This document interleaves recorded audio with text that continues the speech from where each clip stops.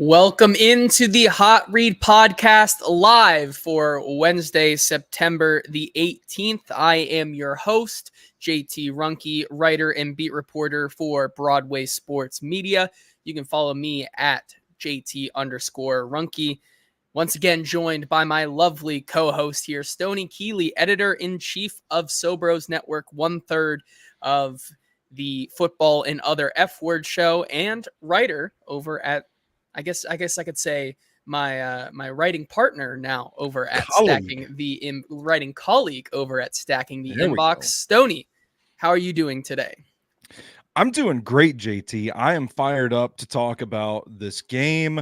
The conversations that have spiraled out of it have been fascinating all week long. There's some interesting stuff going on in the NFL. You're going to have to hold me back today, man. This is going to be one of those shows where if you ask me a question, I might talk for 20 minutes in one answer. Well, I mean, we're going to definitely need that, because I was going to lead off by saying we totally could definitely just kind of play last week's episode that we reacting to the Titans first game, and it probably would have rang true for most of this game as well, because it felt like a healthy dosage of deja vu on Sunday when the Titans lost to the New York Jets 24-17. A lot of the same things that happened in that first game happened in their home opener, from, Will Levis making boneheaded plays to interceptions galore, turnovers galore, I guess I could say as well. And then a punt being blocked once again, kind of giving shades to that Craig Aukerman ghost is still lingering around the halls of the Tennessee Titans headquarters.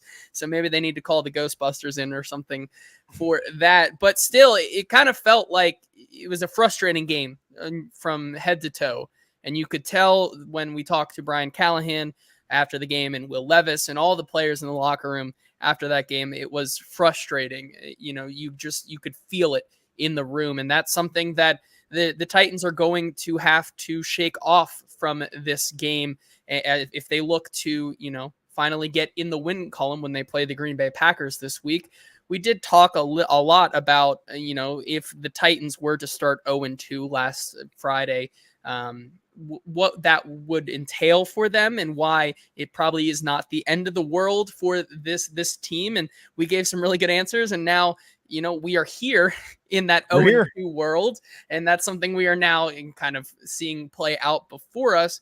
But I think it's important to reiterate, despite this game feeling exactly like week one, there's still a lot of things that went wrong Titans team, and that's something we will definitely get into here. Hey, if you're joining us live here on Facebook or Twitter, do us a favor and head on over to the Broadway Sports Media and 440 YouTube channels, like Jake, Ed Henry, and Joey Turner in the comments. Jake saying, punch that like button, you goons. Yes, remember, if you are watching over there, don't forget to like the live stream. Hit us with that subscription over on 440 Sports and Broadway Sports Media's YouTube channels.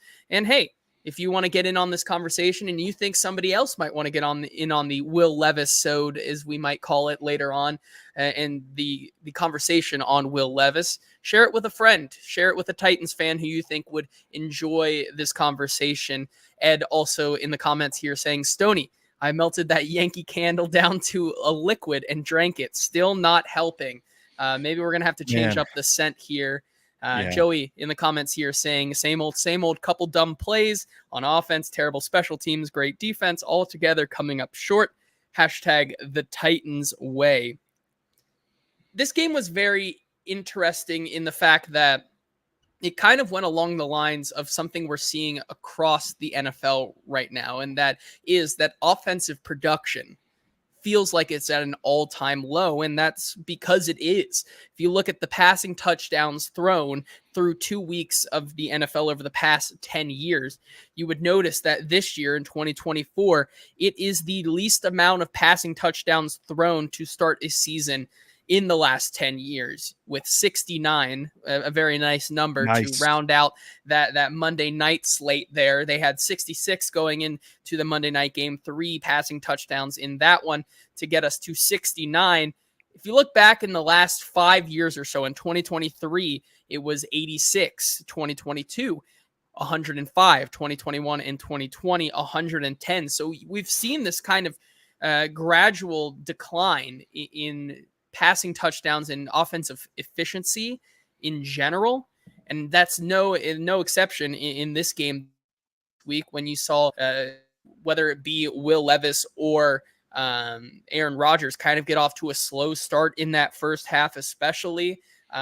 Couldn't really get anything going on a lot of their drives, even though the Titans found their way to a 10-7 lead to end the half there. The only touchdown the Titans scored in that first half was off the Calvin Ridley jet sweep. And so I kind of pose the question here, not to maybe just the Titans offense, but then to offenses as a whole around the league. Are we sort of seeing a renaissance of defensive-minded coaches and defensive schemes around the league, kind of as we saw the past couple of years with the Kyle Shanahans and the Sean McVays and the Mike McDaniels of the world?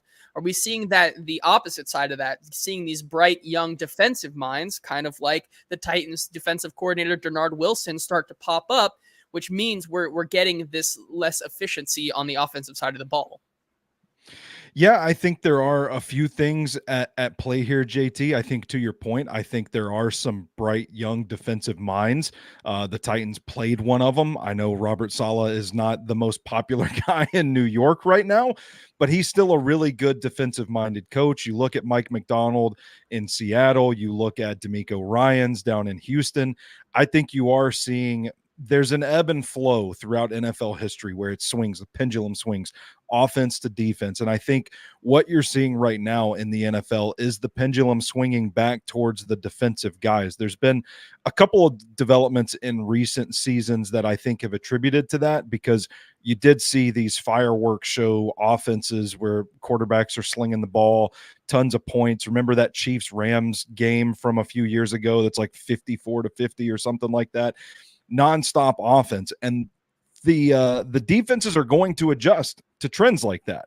And what we're seeing now is the defense kind of catching up. Teams started capping the big play. They're playing a little more cover 3 now. They're playing 2 high safeties, that sort of thing. And offenses are having to adjust because the defenses are focusing on clogging up these throwing lanes, getting bodies in coverage and eliminating the big play. So you're seeing a lot of like dink and dunk stuff now, the quick passing game, something we've talked about with this team, particularly the Titans, and you're seeing adjustments come off of that. Now it's compounded by the fact that offensive line play is not very good right now. Like across the league, it's not as good as it was years ago. And quarterbacks, I think the last few years of quarterback classes, you've had guys that are really traitsy, but really raw, that are trying to adapt to the NFL level. I think guys not playing in the preseason, offense is just taking longer to gel in general than the defense. I think these things are kind of compounding, and it's leading to this effect where the swing towards defensive football is kind of coming back into focus right now. Yeah, and the Titans are along the ride there. If you look at the team's stats after 2 weeks here, if you look at the Titans' offense, they're tied 24th overall with the 27th best passing attack for the offense and the 13th best run attack on the offensive side of the ball. In terms of points, 24th, averaging 17 points a game. But on the defensive side of the ball, like you just said, we're seeing a lot of those new things implemented into the Titans game, and why they've looked so dominant here through these first 2 weeks. You look at the overall defense for the Titans; they rank first over the last 2 weeks, and especially where you see that show up is their pass defense, which has been totally revolutionized. They rank first in the league in pass defense, 10th in the league in run defense, and then tied for 23rd, allowing 24 points a game, which is a big sticking point that we may discuss here in a little bit. It may not be on them because of how much they're averaging there. I agree with you that it feels like, the biggest 2 factors for me are the offensive line play, which I think Titans fans can definitely take solace in that it's not just the Titans offensive line struggling so far this season. There are plenty of teams out there who, you know, have seen their fair share of struggles, even good teams. Like you can look at last week for Atlanta. That is, you know, touted as a top 5 or 6 offensive line unit in the league. And you know, TJ Watt is able to get home on them. The Tampa Bay Buccaneers allowed Aiden Hutchinson on Sunday to record 5 sacks in one game, 3 in the first half. Like, we're seeing dominant edge rushers on the outside as well, just be able to tear apart these kind of, you know, unproven offensive lines. And then the other one I think you bring up a lot here is that quarterbacks aren't 100% developed. I mean, you talk about this class that Will Levis was in specifically here. You talk about guys like Bryce Young, who, you know, we won't go into too much detail, but already getting benched 18 games into his career. That is a really interesting situation that is ongoing there in Carolina. Personally, I was not shocked by the decision. You know, I think people were surprised that they did this early. I think for a guy like Dave Canales, you know, I think he had the gall to do that. I think that's what makes him kind of one of those guys I have a lot of faith in to be a head coach, because if you look at who he's worked with the past couple of years, being able to fix a guy like Baker Mayfield and Geno Smith, just to name a few, him already knowing that it's not going to work right now with what Bryce Young brings to the table, I think is a really smart position for him to be in. But you go past Bryce Young, you know, CJ Stroud has looked really good, but, you know, early this season, there have been some times where you started to see maybe some shades of a second or a sophomore year slump, but he so far, for better for worse, looks to be the best out of that class. And then Anthony Richardson is having a really tough go of it the first couple of games. I know I was talking to former hosts of the Hot Read podcast today, Easton Freeze, about Anthony Richardson, and he's still on the bandwagon. He's still hoping it all works out for his quarterback one of that draft class. But for right now, things do not are not boding well for a lot of these young quarterbacks. And then you look at the draft class this year.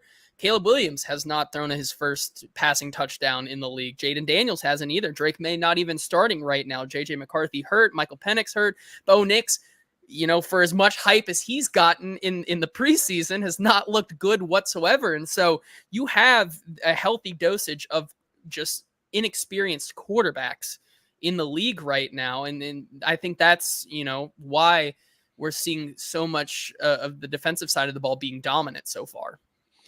Yeah, and I think, well, I do want to bring up one thing to your point about Dave Canales. It's like we say when people get married after the second date: when you know, you give him credit for knowing on Bryce Young and making the change there. I look at the quarterbacks. You can go back a class further too. That 2022 class that was just awful. Kenny Pickett's the only first-round quarterback taken. He's already on his second team right now. I think Malik Willis is a prime example of this. All the talent in the world, but in that offense at Liberty, I don't know that he had ever even taken a single snap under center. There was a lot of the passing game there that felt a lot like one read and then go. Like if your read's not open, just tuck the ball and run kind of stuff. The operation is different. They're getting signals from the sideline. There's not, you know, at that time, they weren't coming through the helmet and passing off play calls. They weren't huddling up. And just from an operational standpoint, a lot of these guys are so far behind. And now you're looking at it like that's what's flooding the NFL right now, are all these young quarterbacks. There aren't too many teams in the league anymore that have like the old gunslinger, your Aaron Rodgers and your Dak Prescott and that sort of thing. There are a lot of staffs that are being patient with quarterbacks right now, and you just kind of have to take your lumps because there's not a whole lot of options out there right now. You can't just go out and sign a John Elway or an Andrew Luck. Well, I guess you could sign Andrew Luck off the streets, but you get what I'm saying here. There's not a lot of options for these guys. You kind of have to take your lumps with the young quarterbacks and grow with them, and you hope that you've invested in the right spots to get them where they need to go. Yeah, I think that's a great point. The bottom line, growing pains, I think is something that Yes. a lot of teams around the league, the Titans included, are going through right now. And I don't think it's a cause for concern because despite the high aspirations and hype that was built around this team, I think this was the conclusion all along that we knew was most likely going to happen, that this team is going to feel some growing pains for sure. And I think that's a perfect segue into what I would like to call the rest of this episode, the Will Levisode. I know we talked before this podcast, kind of breaking down, like, obviously we could talk a lot ad nauseum about this game, but I think there are some points that are a lot more interesting than rehashing what went wrong in that Titans Jets game, and that has to do with Will Levis himself and Brian Callahan's not only his play calling but coaching as well, and how that is experiencing growing pains as well. And I think that's where we're going to get right into it. But right before that, have to give a big shout out to our sponsor here, Sinkers Beverages of East Nashville. They've been serving the East Nashville community for over 4 decades. They are a 3-time Best of Nashville Liquor Store of the Year. For all of your beer, wine, and spirits needs, make sure you head on over there. They have literally the biggest stock I've ever seen in my entire life. It's crazy how many options they have over there. If you can think of it, they most likely have it. You can join their in-crowd list for special benefits, allocation, events, just like the tastings they do every single week that are completely free if you join the in-crowd, as well as special events where you can buy and be entered into buying select spirits and things like that, as well as when they get new shipments in and new drops, they will let you know that those are in stock. You can follow them on all your socials at Sinkers Bev, and search Sinkers on Uber Eats and have the booze delivered to your house. Just like last week, we had a lot of people in the comments who said they were still trying to get over the Bears loss. Well, I bet Titans fans are still trying to get over this loss against the New York Jets and are as frustrated as a lot of the coaching staff and players were. But hey, at least you do not have to go out of your house to get your booze fixed, because you can just search Sinkers on Uber Eats and they deliver it to you because they drive so you can drink. Have to give a special shout out to Bluegrass Beverages, their sister store in Hendersonville, who's also been serving the local community for over 50 years.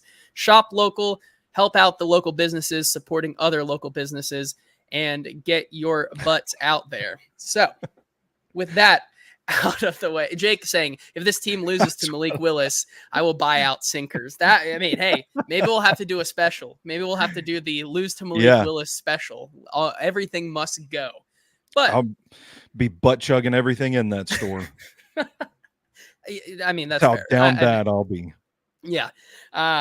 So I think with that being said, we can start to have this discussion about Will Levis. Obviously, when you look at the play this past weekend, I think it's objectively, it was better than week one. I mean, Sure. you look at it's hard to be as bad as Will was in week one. You look at his EPA per play last week, it was around -21 or something for that game. Kind of derailed his entire EPA he's been building up over his last couple of starts. But I think for my money's worth, Will Levis was markedly better in this game. Even though they went 3 and out on their first drive, after that, they were getting into a good rhythm. And that has to do a lot with Brian Callahan's scheming of this offense. I thought was really working and clicking well to begin this game and throughout the first half.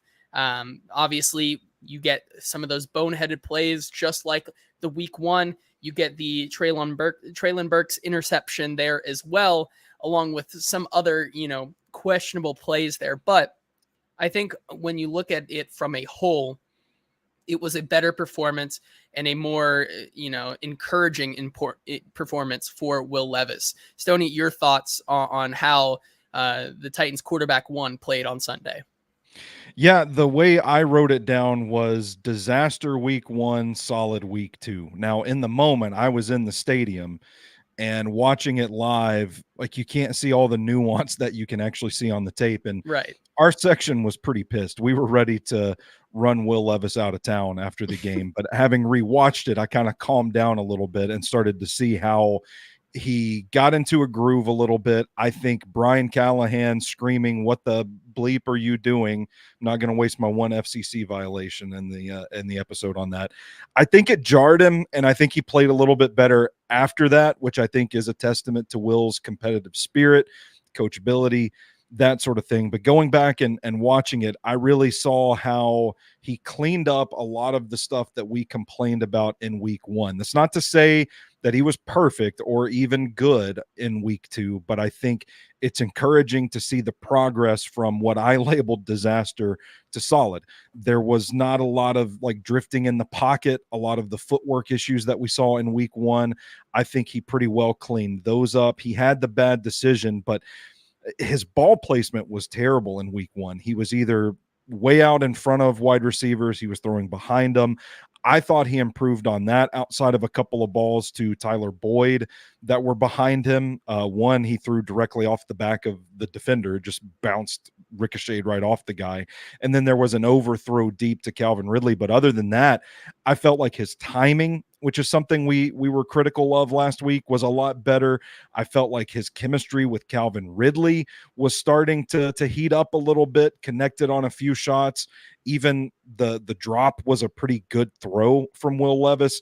And I think seeing that trust develop and they continue to nurture that relationship, I think they'll only get better. But that said, there was still the hero ball fumble, like just trying to do too much to make a play. And then locking into his reads a little bit. We heard on the interception, it was a top-down read. So, the read was Treylon Burks to Calvin Ridley there. He didn't come off of Treylon Burks, and Brian Callahan has said, hey, I've got no issue with the throw, got an issue with the interception, whatever. But if you watch the tape on that play from the sideline view, man, Calvin Ridley is wide open, and it's one-on-one. He's already gotten 2 steps on the guy guarding him. If he catches that ball, there's like 20 more yards to be had before the safety that had gone over to help the cornerback on Burks, before those 2 players had come up and stopped him. Huge gain left on the field. I keep saying this, JT, and it's been true in both of these games so far, is that it feels like 9 out of 10 things will be executed perfectly for this Titans offense, but that 10th thing that they need to click is just a complete disaster, to the point that it turns plays into catastrophes. So you look at the Ridley drop, like it's blocked up, it's executed, it's timed perfectly, and then Ridley drops the ball. The offensive line can't secure a block, and the whole thing just collapses. Will Levis makes a boneheaded decision, and the whole thing collapses. I keep watching this tape through these 2 games, and I see an offense that can work, and I see the vision for it, and it's really freaking cool. But there's one thing that just keeps like hamstringing this offense on these disastrous plays, and until things click at a point where those aren't going to happen any longer, I think the offense will continue to be hampered by it, and I think we're still going to get muddy waters when it comes to Will Levis and evaluating his performance as well. And that's the biggest question there, right? Evaluating Will Levis's performance. What is the type of quarterback that Will Levis is? You kind of look at the scheme that Brian Callahan has him in. Does it feel like he can maybe stop doing so much and revert into that game manager role, where you see some of these drives for the Titans early on this season where Brian Callahan just seems to be so in his bag that it's almost impossible to stop this offense. And you see Will Levis execute those kind of drives perfectly, to the point where he doesn't have to do too much.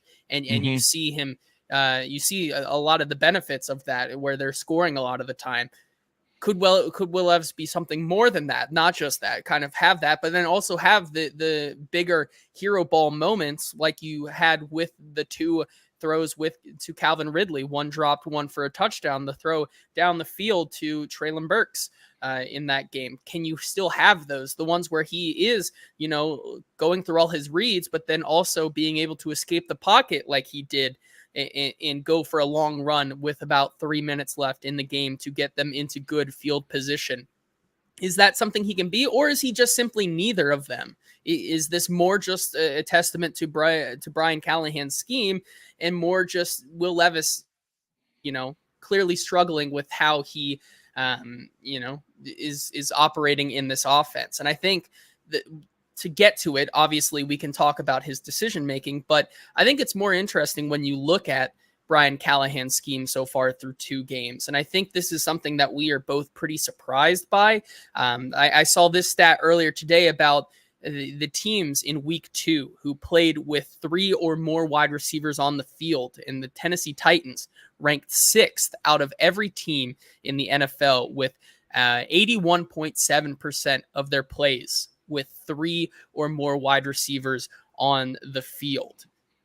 That's a pretty shocking amount to me. I don't know about you, but it felt like throughout the entirety of the build-up to the regular season, we heard this team talk about how important the run game is to them, and establishing the run and being able to build that confidence so then Will can go and execute. And then you kind of and look at 81% of their plays are kind of playing with 3 wide receivers. We're not seeing a lot of that 12 personnel, a 12 personnel package, which in week 1 showed to be a lot more efficient than 11 personnel. And so I think the question here is this more of just circumstance for this Titans team? Obviously, if you're behind the sticks like they have been a lot in the second half, you're going to have to play more 3 wide receiver sets.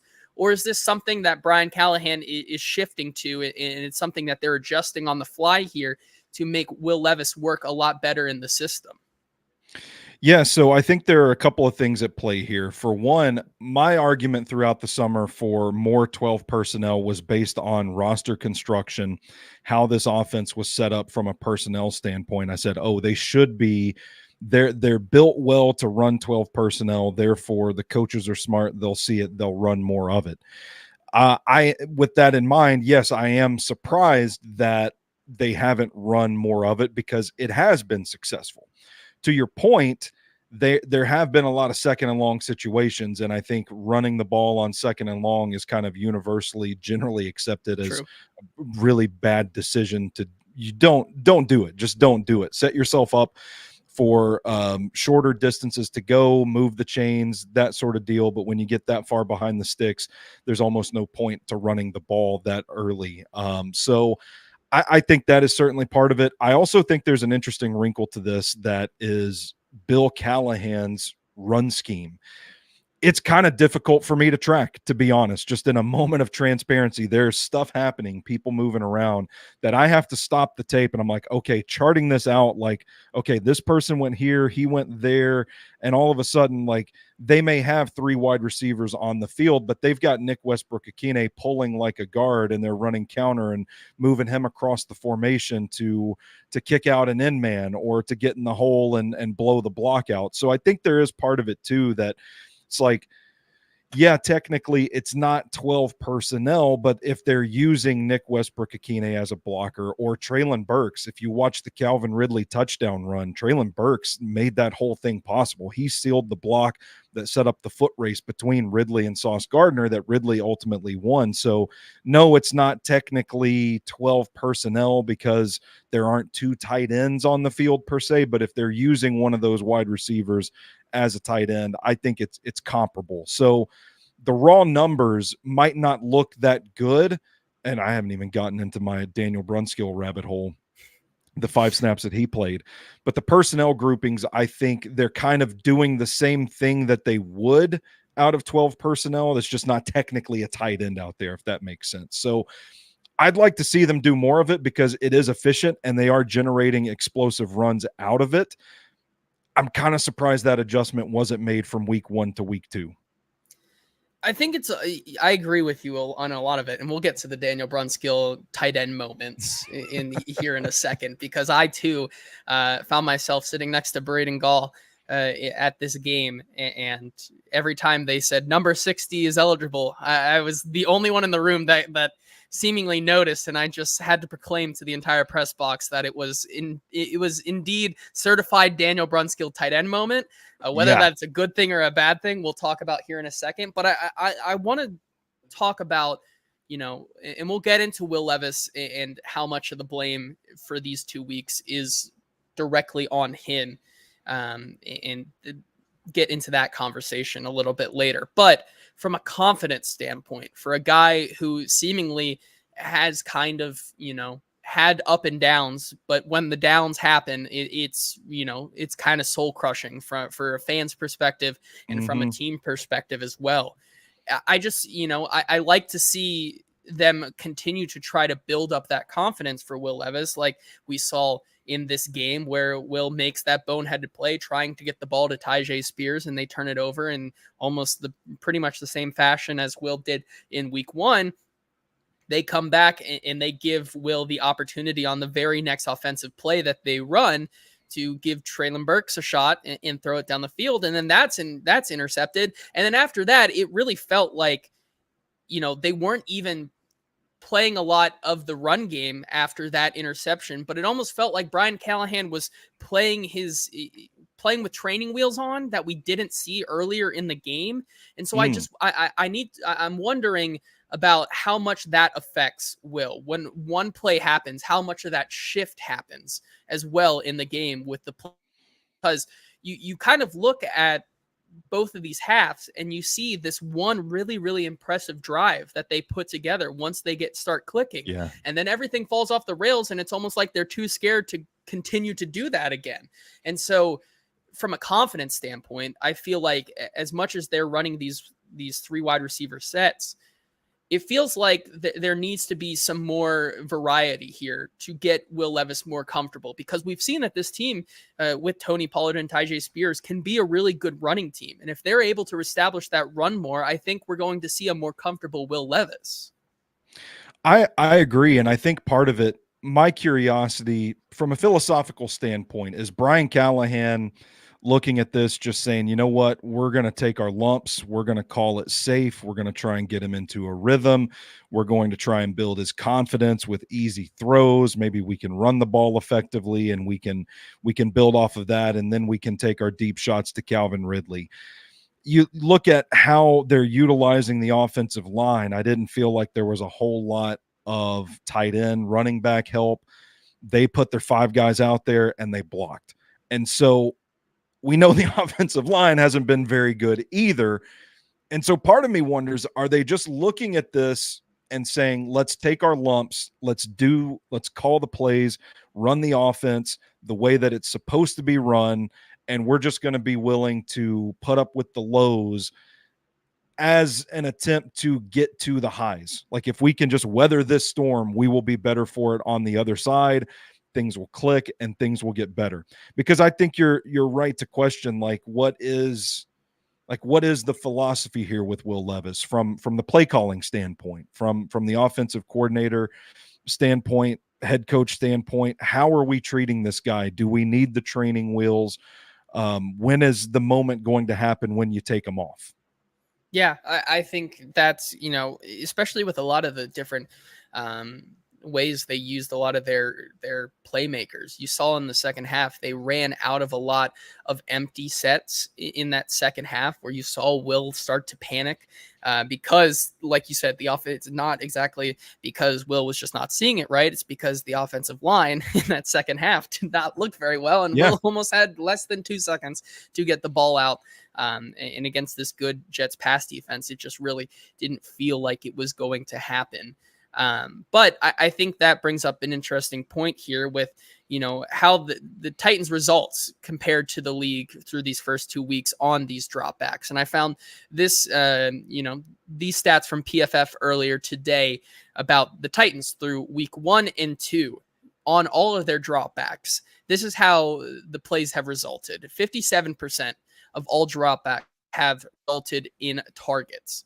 11% have resulted in quarterback scrambles, 8% throwaways, 19% sacks, and 5% batted pass and pass breakups, which I guess, outside of the targets, it's a different one. If you look at the median line for the NFL for targets on all dropbacks is 60%, scramble is 8%, throw away is 9%, sack is 18%, and batted pass breakup is 4%. So they're pretty much in line with the NFL median, maybe a little bit underneath. Obviously, you would like to see that sack percentage go down. You can look at a team like the Lions, who have a 7% sack on every dropback.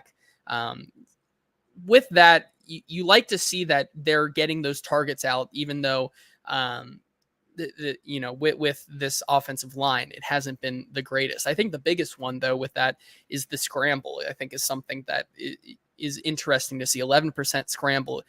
It means Will is trusting himself to kind of make plays on his own, which I think is a good thing or a bad thing.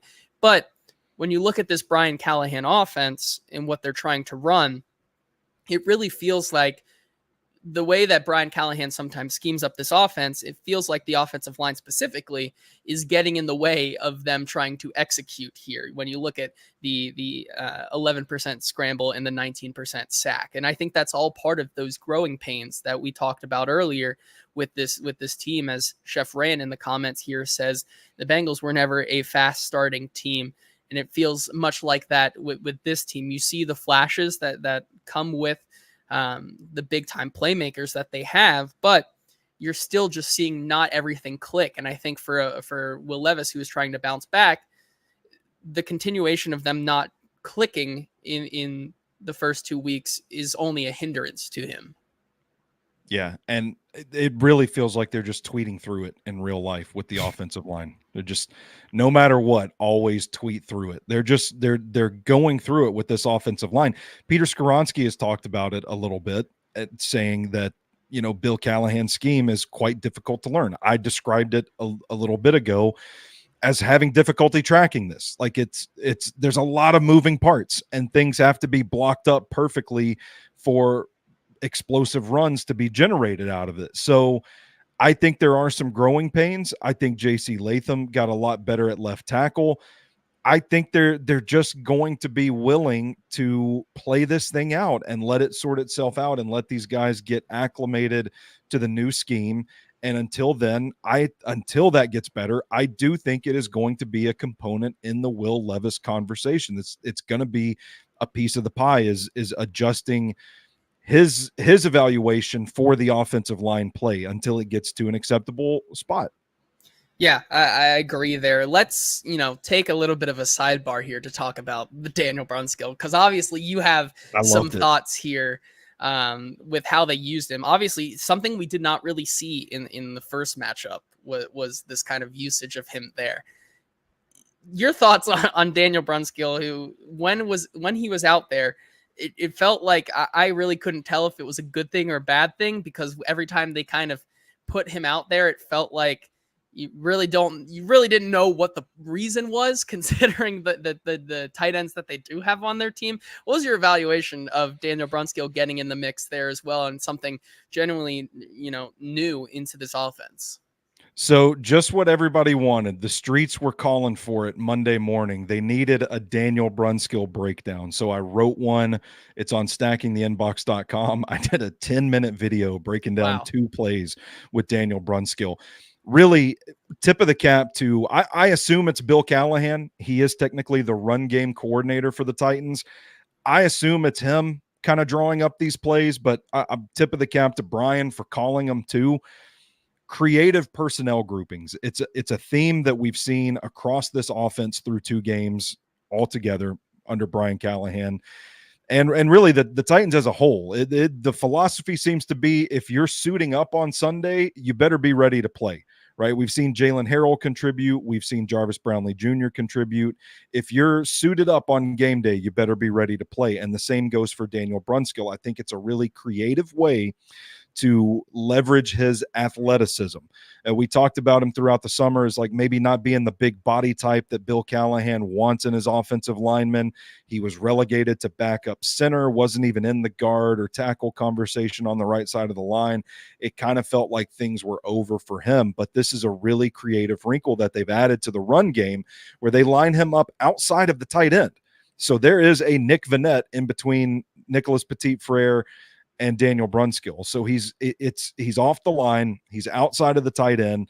And what they're doing is they're leaking that Nick Vannett in the backside tackle or guard. I can't recall on either of the plays. They're leaking those two to the second level to block up the linebackers, and they're having Brunskill crush the edge and just move that end man inside.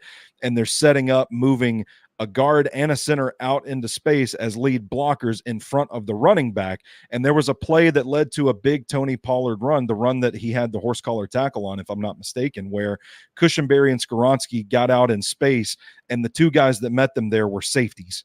And so, that's a matchup they're going to win, and they block those guys up, and then it sets up a foot race between Pollard, who runs through the coverage. It's him and the safety, him and the cornerback. And if he can win that foot race, it's a house call. And I'm watching these plays and I'm like, man, they're a block away from touchdowns, from house calls.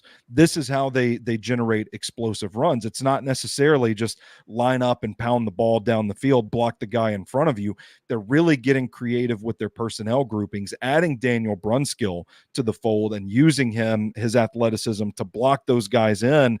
Man, it's awesome. I think, just when I say, hey guys, if you're watching the Hot Read podcast now, we're going to make you smarter. When you see Daniel Brunskill on the field, there's going to be a run in space. You call it a screen, whatever you want to call it. They're going to get to the ball to the perimeter, and it's going to be an explosive run. And I know as soon as I tell you guys this, they're going to throw out of the formation because that's what they've been doing. There's another play where there's like three tight ends on the field. It's 3rd and 1. It looks like a run left, and they throw the ball. So that's unpredictability from Brian Callahan as a play caller. And I tip my cap to Bill Callahan for finding ways to get guys involved and tailoring the run game to their strengths. It's phenomenal work. Yeah, I agree there. It was, something I think was in the wise words of a Star Wars film, it was a surprise to be sure, but a welcome one. I think it's something that only the real ball sickos really picked up on in that game. Like I said earlier, it seemed like I was the only one even acknowledging the fact that they were putting Daniel Brunskill in there as an eligible receiver. The last thing I want to get to here on this episode before we look forward to the Titans week 3 matchup on Friday is something that I found really interesting, and obviously something that fans are really clamoring for. And it's the debate between Will Levis and Mason Rudolph right now. As Eduardo in the comments here says, bench Levis. Watched Mason last year. He's ready for the moment. Obviously, Mason Rudolph, came in to that situation in Pittsburgh last year where Kenny Pickett just kind of seemingly lost that team, and the team kind of gave up on him, putting Mason Rudolph into that position. He managed the season well enough for them to get Mike Tomlin's, what is it, like 7,000th straight over 500 season or something like that. So they bring him in here. And obviously through 2 games, it seems like Will Levis has continued to make plays that have costed this team these ball games. And so when I was, at the game and reporting on the game and things going on, I believe this was either after the boneheaded play Will Levis made in the Jets territory or after the Treylon Burks interception. Someone on Twitter replied to one of my one of my tweets here, and I won't out them or anything, but the tweet read as this. They said, "The Hot Read is a top 3 Titans podcast," which, thank you. Very nice. Promise this is not going to stay this positive, but thank you. I appreciate it. But this tweet goes on to say, "But if you guys pin this on Levis, I'm going to unsubscribe. The media spin is pissing me off." And I think that's a really interesting way to look at it. personally, I've not really felt like there's been this media spin that like Levis this is all Levis's fault. I think there's a difference between blaming the Titans' lack thereof wins so far on Levis versus objectively calling out that there are things Will Levis has done that have led to the team not scoring points or getting points scored on them is two like different conversations here. And I think these are the objective truths of Will Levis through these first two games, but specifically week 2. The first one, you could say it's 10, you could say it's 10 or 7 points, but a lot of those points on Sunday's game were a direct result of a Will Levis play. Whether you want to count the Will Levis boneheaded play where they miss out on 3 points there for the Titans, or the very next play on offense where the interception happens on the pass intended for Traylon. And then the Jets kind of get going on that very same drive there and score their first touchdown of the game. Those are points that, whether you want to kind of argue or debate that Traylon Burks was the reason he didn't catch that, or that better, or so-and-so, whatever, those are points directly attributed to the Levis play in this game. But like we said earlier in this game, I don't think it's all on Levis, because another objective truth of this game is that Will Levis looked and played better in week 2 than he did week 1. Outside of those 2 plays, Will Levis played a solid game, including taking the ball all the way down the field in the last 3 minutes there and gave that team an opportunity to win that game. Now, he missed the read, and I think that's been something that a lot of people have pointed out this week. There was a couple times that on that last drive where they were taking end zone shots, he misses, I think it was either Calvin Ridley or DeAndre Hopkins for what would have probably been a touchdown given Levis's arm talent. But Will Levis did a lot good in this, a lot of things better in this game that you want to see from your starting quarterback. But yeah, I would agree with that. One more truth here go ahead. that I want to say is that Levis should, and is, by his coaches and everyone, is being held accountable. He's a competitor. We can talk about whether or not there's been a lot of debate online today of whether Brian Callahan should have chewed him out. I saw Ryan Fitzpatrick saying that was something that he shouldn't have done, which I think is pretty dumb as well. Let me tell you something, JT, just to speak on that before I lose my train of thought. If my wife, if she goes to bed, she knows I stay up later, and she says, "Hey, will you put my laundry in the dryer before you go to bed?" And I go to bed and I forget to put the laundry in the dryer. I wake up the next morning and she's looking at me saying, "What the are you doing?" When I ask her repeatedly, can you please like not leave your shoes in the middle of the living room? Can you put them where the shoes go when we get inside? And I have to pick up shoes again. What am I saying to her? What the are you doing? It's not that big of a deal. All right. Couples fight. This happens all the time. It's little things that boil over. And that's the case we got to with Brian Callahan and Will Levis. It just so happens he had a camera on him. The camera caught it. The media is kind of blowing this thing out of proportion. It's weird to me to hear former players who were undoubtedly chewed out by their coaches having an issue with this. He was accountable for it. He said, yeah, probably shouldn't do that in front of everybody, should consider my standing. And that's that. Let's wash our hands of it. It doesn't have to be some big virtue signal, holier than thou moment where, oh my gosh, just poor Will Levis. Can you believe that evil Brian Callahan would do such a mean thing? The way also that Ryan Fitzpatrick noted it was like, this is a kid in the NFL when Will Levis is like 25. It's not like he's some young guy. And I know we talk about, being young versus NFL experience young, but I feel like that's more on the side of being with age, and that's something with Will Levis being 25, almost 26. It's like, I don't see it that way, but then the big thing there, the truth is that he is accountable for those mistakes that he's making. But like I think Kenneth points out in the comments here, you can definitely blame other team or other players on this team. As you said, hot take, I think there were Titans players who were worse than Levis on Sunday, NPF and Ruhnke among them. NPF, I think that's something we'll talk about on Friday's show, just kind of talking about his performance through 2 weeks. And then Ruhnke, we talk about, or we saw on Sunday, all of these playmakers for the Titans defense getting after Aaron Rodgers and putting a lot of pressure. The guy that almost looked invisible on Sunday's game was Arden Key. You know, when you have guys like Kenneth Murray, Amani Hooker, and Harold Landry and Jamal Adams, like I could count almost everybody else making a play for this team or contributing to a play. And it felt like Arden Key was just absent from this game. And so the main point of this being that when we talk about Will Levis, I don't feel like on this show we've talked about it being all Will Levis's fault. And I don't really think there is a media spin that thinks Will Levis is objectively the only reason this team is losing games. You look at it's not just Will Levis. This team can't block a punt worth a damn right now. Or they can't block for Ryan Stonehouse. And that's actively also being a problem. If you want to pin it on someone, you should probably pin it on Cole Anderson, who last week said, it's on me. I need to be better. And then turned around on Sunday and did the same exact thing. I'm interested to hear what he is going to say about that this Thursday when he says it's on me to coach better. And then the same thing happens. That's going to be very interesting, I think, as well. But I really don't feel like this is all Will Levis's fault. And I don't feel like me or you have ever really kind of gotten to that conclusion.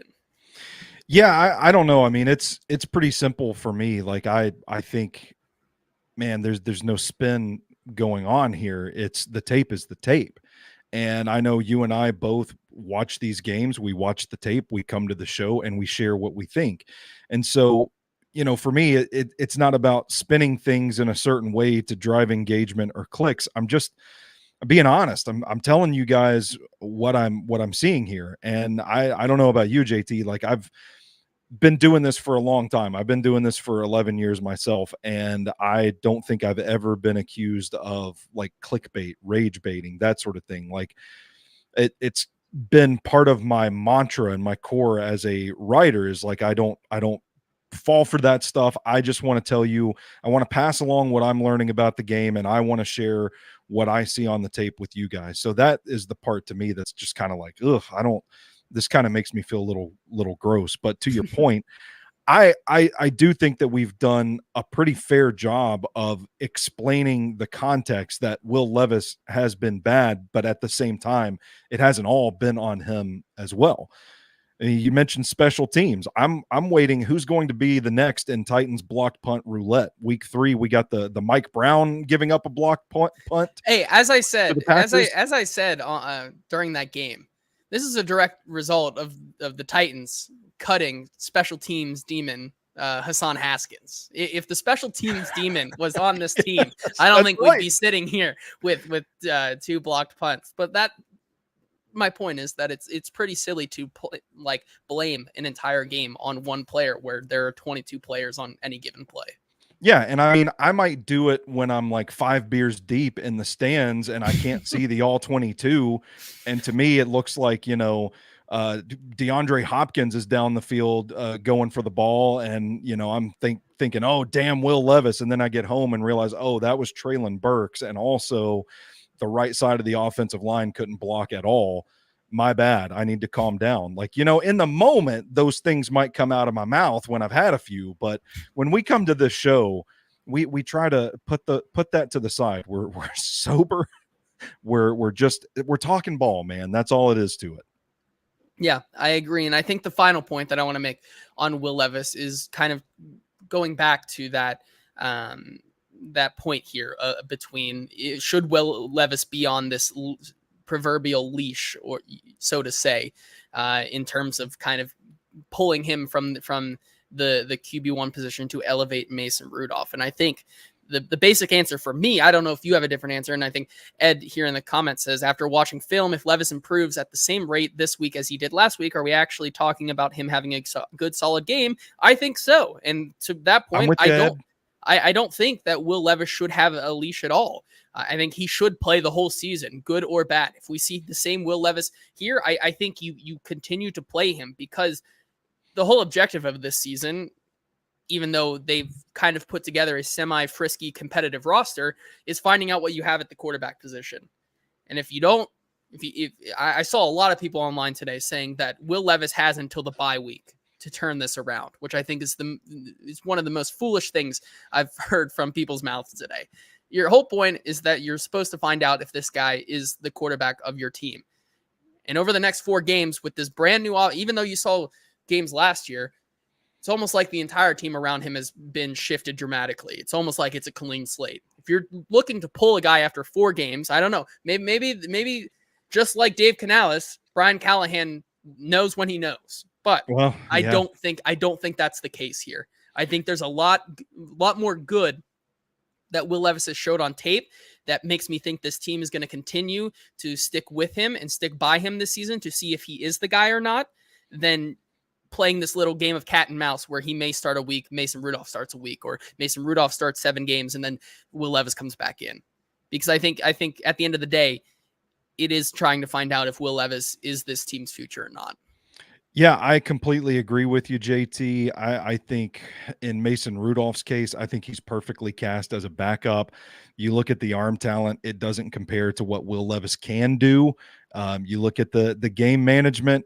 Yeah, the quick passing game, maybe Mason Rudolph is a little more efficient, but I think his ceiling is a lot lower than Will Levis's. He's your franchise guy, man. You gotta ride him out until you know for sure that he either is or he isn't in this case. And I mean, listen, I think there might be something to the fact that the Steelers needed a quarterback this season, and they opted to go with busted ass Russell Wilson and wounded puppy Justin Fields instead of paying Mason Rudolph, even though Mason Rudolph led that team down the stretch and the Steelers won games and got into the playoffs with him at the helm at quarterback. I think there's something to that, man. I mean, 17 games of Mason Rudolph, I don't think is going to get this team really anywhere.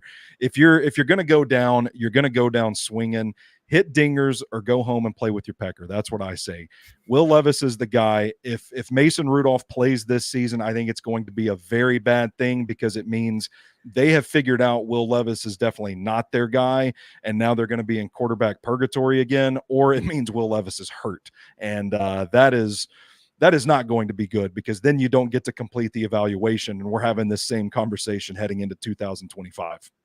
Yeah, I agree with that sentiment exactly. I think when it comes down to it, it is Will Levis's team, even after these 2 weeks. John brings up one final point here. I think after the bye week, when we should get more critical, I think that's a fair evaluation as well. But so I think we're going to continue to evaluate him season long. This isn't something that we could do over, 5 weeks of the season. I think to John's question, if I can just chime in on that, I think right now we're asking, and I keep saying this too, you guys are probably tired of hearing me say this, when is it all going to click? When do we get to the moment where the lights go on and everything's gelling and the offense is working at its full vision, at capacity? If you don't get to that point, then I think after the bye week is where you can kind of retool the question, reframe the question to say, okay, the same stuff's happening. Is this something that we can work around with Will Levis? Can we handle the deficiencies and scheme it in a way that it doesn't hurt the team? And that's kind of the next evolution of this, in my opinion. So to John's point, you get to that point after the bye week where it's like, okay, let's evaluate what we have. And if we're still making these same mistakes, how do we scheme around it? How do we account for it in our game planning, that sort of thing? And then if that is still an issue by the end of the season, well, then boom, I think you got your answer on Will Levis. Yeah, I agree there. Stoney, anything else from this game? Daniel Brunskill tangent likes that you really wanted to go on before we get out of here. Obviously, we could continue to run circles about Will Levis, but I think there were some other interesting nuggets from this game that I think we can discuss before we get out of here. Man, I want to give a shout out. We're going to go behind enemy lines. I want to give a shout out to Joe Tippmann, the center for the New York Jets. We did not hear Andre Sweat's name a lot, and I think Joe Tippmann's why. So funny story. This is gonna have nothing to do, but it does relate to Joe Tippmann, and I can't believe that you called him out, because I also noticed that he had himself a game and he's looked really good for the Jets. I was, we play rec league softball, and so we were out hanging out after our game last night, and one of my friends was out on Broadway this weekend, and they were at I don't know where they were at, but my friend ends up talking to this mid 40s to 50s lady, and she's talking about how her son plays for the New York Jets. And my friend's like, oh my gosh, yes. And obviously she really doesn't know anything about football, but she goes, oh my gosh, I picked him in my fantasy team, blah, blah, blah, and was able, at 2 a.m. to go on this rant about this player, but she never remembered who the player was. So last night I go through the roster, and I was like, okay, who's the only couple? I was like, who's the only couple white guys on this team that it could possibly be? So I pull up Joe Tippmann, and I go, Joe Tippmann's family, and I show my friend, I'm like, is this who you were talking to? And she goes, yes, that's exactly who I was talking to. So my friend was hanging out with Joe Tippmann's parents on Broadway this weekend. But yes, he had himself a game for sure. Man, it's funny. My wife and I were walking into the stadium, and I saw a middle-aged woman wearing a Joe Tippmann jersey, and I told Aura, I'm like, oh man, that's sick. I love the Joe Tippmann jersey in enemy territory. And then we take a few more steps, and I'm like, wait a second, that's really weird for a middle-aged woman to have a Joe Tippmann jersey. I wonder if that's his mother. Yeah. No, he was great, man. T'Vondre Sweat was not as effective in this game as he was in week 1. And I give Tippmann a lot of credit, man. He got his hands inside. He stood T'Vondre up, and man, he went blow for blow with the guy. Really good, clean footwork. I thought he was great helping out the guards when they needed to kind of funnel T'Vondre out and away from the play, getting to the second level and hitting blocks. I talked about it on Friday. This interior offensive line for the Jets was going to be a major step up from what Sweat and Simmons faced against the Chicago Bears, and it proved to be the case, man. Joe Tippmann stepped up, and he was a large reason that they were able to run the ball effectively. Robert Saleh seemed to notice when Brian Callahan took Sweat and Simmons out of the game and put in Coburn and Lynch. I believe it was Lynch that they put in. They noticed that. They started running the ball up the middle. It was a great game for Joe Tippmann and the interior of that Jets offensive line. So I would tip my cap to the enemy for once. Yeah, I agree. I believe he allowed, I believe, 1 sack in this game, but outside of that, no quarterback hits or hurries in this game. So, good for the young stud, and obviously a challenge for the Titans this week, and was a big reason why down the stretch the Jets so much on offense. I think that's going to do it for us today as we kind of recap this game, as well as talk about the evergreen Will Levis discussion. This is going to be a fun one this week as the Packers come to town with Malik Willis and their 237 first half rushing yards. That'll be an interesting discussion we'll have, of course, on Friday's show. Once again, have to give a huge shout out to our sponsors, Sinkers Beverages, and their sister location, Bluegrass Beverages, up in Hendersonville. Remember, search Sinkers Bev on Uber Eats, and they drive so that you can drink until Friday when we discuss the Malik Willis revenge game against the Tennessee Titans. This has been the Hot Read Podcast. We will see you then.